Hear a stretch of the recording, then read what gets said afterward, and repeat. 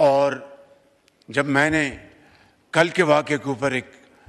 Statement दी और जिसमें कहा कि फ़ितनल ख़वारिज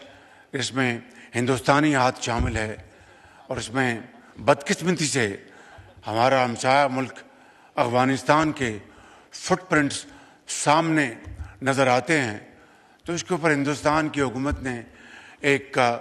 ट्वीट जारी की, स्टेटमेंट जारी की और जिसमें कहा कि ये बिल्कुल लग़्व इल्ज़ामात हैं, बेबुनियाद इल्ज़ामात हैं। जनाब स्पीकर, मुझे कुछ ज़्यादा बात करने की ज़रूरत नहीं। जो बलूचिस्तान में जो दहशतगर्दों ने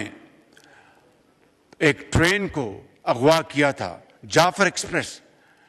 उसके सबूत पूरी दुनिया के सामने हम लेके आए कि किस तरह टीटीपी,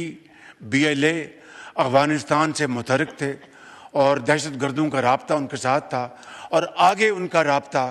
हिंदुस्तान में उनके जो वहाँ पर सपोर्टर्स हैं उनके साथ था। और ये हक़ाइक़ हमने पूरी दुनिया के सामने पेश किए, जिसको किसी ने उसको चैलेंज नहीं किया, रिबट नहीं किया।